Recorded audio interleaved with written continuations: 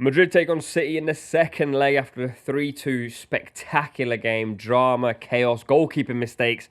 Kim, you were relatively happy with the way you played in the first leg. Yeah, I don't know if it's because we've been so poor over the last few months and this was a little bit better, but I genuinely felt pretty confident throughout the game. We know what Real Madrid are like. We know what they're like in the Champions League.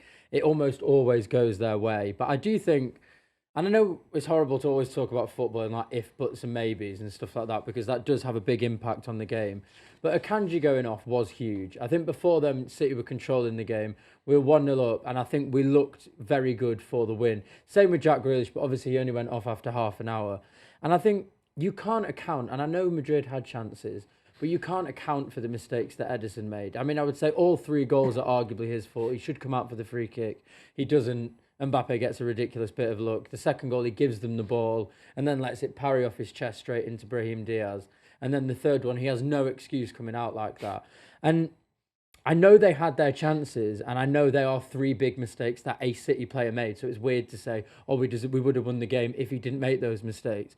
But I think the overall performance was genuinely very positive. I thought the way that Guardiola lined up this side with the 4 defenders at Kanji at right back, and then John Stones CDM, who was absolutely exceptional, considering he's had many injury problems and has spent the majority of his career at centre back. The fact that he can play that way in CDM, just like he did in the Champions League final against Inter Milan, is exceptional.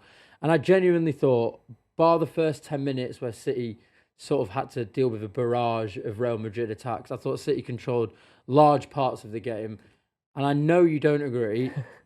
And it's probably because I've gone insane, but I genuinely feel positive about the Bernabeu. I just think, when I think about Real Madrid, and honestly, that we've spoken about this so many times, and they're probably the only team in football that you can't actually analyse, because the things they do, there's no pattern of play. Like we were speaking before we came on, that Rico Lewis came on, and every team will say, winger, get at him. Within 2 minutes, Vinicius, Mbappe and Jude were all on the left-hand side. There was no one in the middle of the pitch. And I was like, this is just not normal. Like, even if they get past Rico, how are they going to get into the box? Which they did.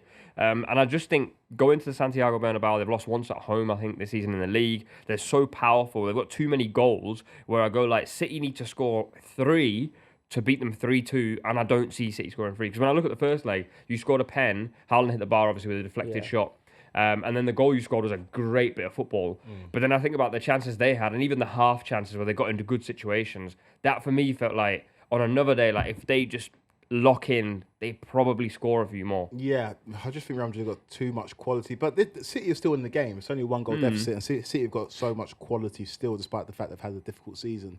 I think it was a Maya Quadri tweet where he said Ancelotti's such the economy will regulate itself kind of manager. And that's what you see in this Real Madrid team. Like, there is no, you can't, like you say, you can't analyse them, because they play in such an unconventional way. And ultimately, in the Champions League, their superstars come to the fore. We saw it. Yeah. I know Mbappe's goal was fortuitous, but he scored a goal. We saw Jude Bellingham get the winner. They just seem to turn up on the biggest occasions. And when you look at their goal threats, Vinny's a goal threat, Mbappe's a goal threat, Rodrigo's a goal threat, and so is Jude Bellingham. For City, the only banker in terms of getting your goal is Erling Haaland. I think it's a numbers game, really. I think that Real Madrid will have a little bit too much quality, but City will make it a game. This is always the best game in European football, because these two teams go at it and they challenge each other. And I enjoyed last week. I just think the City, with where they're at right now and their inability to control games, especially after taking the lead, I think that will come back to bite them in the Bernabeu. Yeah, it's a shame that, isn't it? And I think that's one of the things that we've been speaking about a lot, is that sort of confidence. And you don't want to pick on certain players, but it does seem that as soon as City, something goes against them,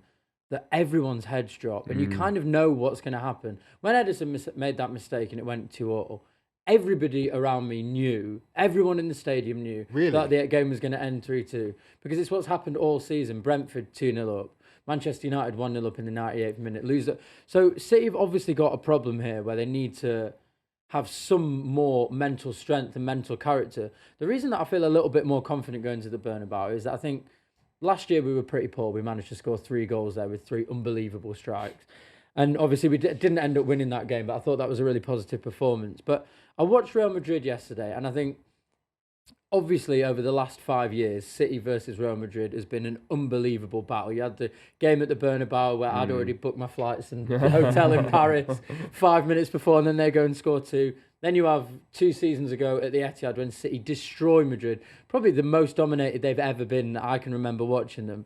And I did watch that game on Tuesday and I thought, they don't look as confident as Real Madrid usually look. I think they came here with a little bit of fear. And I think the way that Jude Bellingham was speaking about City after the game and how much respect they have, I think they know that they're in for a tough test. But don't you think, like, every time we've spoken this season, especially like the last 3 months, we've gone, any team that doesn't respect City gets a result. So like when the moment you forget you're playing against Man City, and I think even Arsenal did this actually, for 60 minutes they were sleepwalking to losing or drawing because they were like, oh, this is Man City though, and like they could come into it. The moment they scored that second goal, they just said, hold on, they're not this team of old. And I think Madrid are smart enough that there'll come a point in the game where they'll go, we can actually just pop the ball around and beat these guys. Because City, I think the game you're talking about where City absolutely dominated, you were pressing from the get-go. Yeah. There was a game where De Bruyne played false 9, and I don't think you've got those legs now to press. So what you're going to have to do is go, come and play. Yeah. And against Madrid, I just think you're asking for trouble. Goalkeepers and forwards are so important in games like this. And you mentioned Ederson. You've been on the Ederson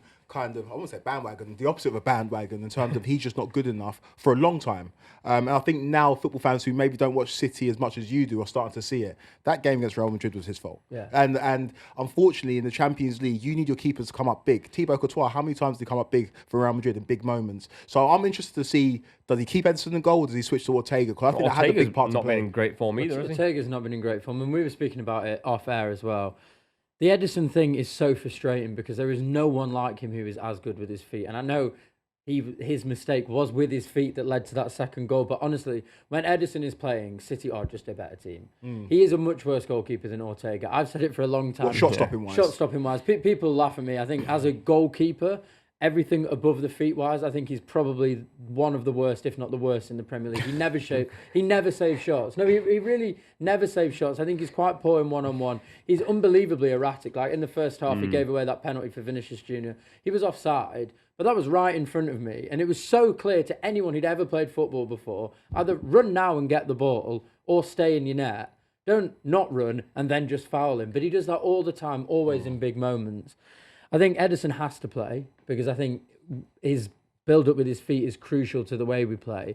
And I do think that if Nico Gonzalez is fit, and I know he only had 20 minutes against Luton, but he looked good and he looked like he could be a runner. He looked physical. He looked quite strong compared to what we have in your Kovacic, Gundo, Bernardo Silva. If he can play and John Stones can play at right back, but in that sort of moving into the midfield role, and then I think Marmoush, Phil Foden, Savinho, Doku, Haaland, any sort of mixture of those players, I believe Jack Grealish is out, any sort of mixture of those players on their day can hurt you. And I think if we get that midfield right and we block that midfield with Gonzalez and with Stones sitting in there, who are two obviously defensive-minded players and very calm on the ball, I do think we can stop them playing because their better chances only came when Rico Lewis came on, when Akanji went off, when Jack Grealish went off, when Gundogan and Kovacic came on into midfield. Honestly, I think like any other team, and I fully hear it. Like tactically speaking, I agree with you. If that is the midfield, like you could definitely stop them playing, but they don't play. It's a weird aura that they have, and you hate to like buy into the narrative because it seems pretty lazy. But Real Madrid in the Champions League are just a different prospect. There's a different mentality. It comes from the players. It's when you sign for Real Madrid, you can win 15 La Liga titles. They do not care. It's about how many Champions Leagues do you got on your resume. And I feel like when it's under the lights on the Champions League, I think Real Madrid players just turn up because they know it's a different expectation. And they've got players who welcome that pressure. Jude Bellingham welcomes that pressure. So does Vinny. So does Kylian Mbappe. And I think, unfortunately for City, it will just be a little bit too much at the Bernabeu. Score prediction?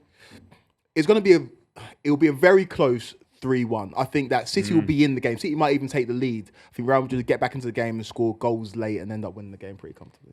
I think it goes to extra time. I don't know what score. I don't know how. I think it goes to extra time. I think City win 2-1. And I don't know what happens. In extra time? No, I think City win 2-1 to take it to extra time. And then I don't know what happens. After that, I'm just going on vibes. I mean, I'm going on vibes. Yeah. But I think 2-1. There's no rationale prior to not going back with vibes. I think it'll be 3-1 Madrid. I agree. I think it'll be a tighter game than maybe what I've said so far. But I think there'll come a point where, similar to the Arsenal game, similar to the Brentford game, similar to the Brighton game, where like Madrid, and because Madrid have the quality, we'll just go, let's just take it away from them.